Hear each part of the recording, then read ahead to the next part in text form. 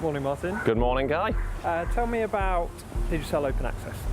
Well, Open Access is a series of videos we're going to produce over the next few weeks. A chance to talk to customers about some of the changes we've been making over the last 2 years since I've been in the role. So why now? Why are we doing this now? Well, we're 2 years in to a journey. I arrived 2 years ago. We've been listening to our customers over that last 2 years, making a lot of changes to the way we work, the propositions we bring to market, our network, our people. And I really believe customers in Cayman are starting to see the benefit of those changes now. So we want to go out there, explain what we've been doing and talk a bit more about what's to come. So what were you doing before you came to Cayman?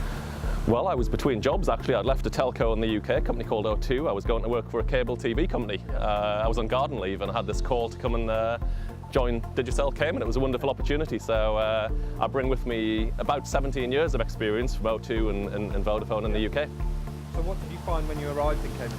Well, I found a business that was essentially in good shape, but it perhaps lost its way a little bit. People talked to me fondly about their memories of Digicel when we arrived 13 years ago, how we brought innovation, fresh thinking, great value that wasn't there before. And along the way, we'd stopped doing so much of that. You know, the world of telecoms had changed dramatically, and we hadn't perhaps kept up to pace with some of those changes. But it was essentially a business that was in good order, some great people, huge passion, and lots of energy. And you know, my task was to harness that passion and energy and point us in a slightly different direction.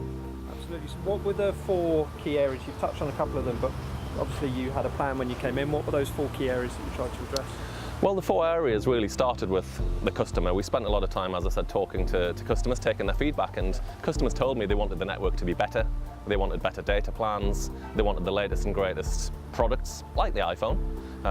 You know, the smartphone's the remote control of our lives these days, and customers demand the latest and greatest, particularly here in Cayman. And community. We had a rich history of engaging in the community with projects helping special needs, for example. We'd stopped doing so much of that along the way, so we're going to do a lot more. Okay. So what happens now? So you're going to hear a bit more from me over the course of the next 2 or 3 videos. We're going to talk a bit more about some of those initiatives and those 4 key areas, and we'll talk about more future plans as well. And if customers want to give you feedback directly, how can they do that? We've got an email address, which is caymanceo@digicelgroup.com. I'd welcome them to send me an email. Feedback's hugely important. We're an insight-led business, so the more feedback we get, the more we can respond and do even better in the future. All right, Martin, well, thank you for your time. We'll speak soon. It's a pleasure. Great to talk to you.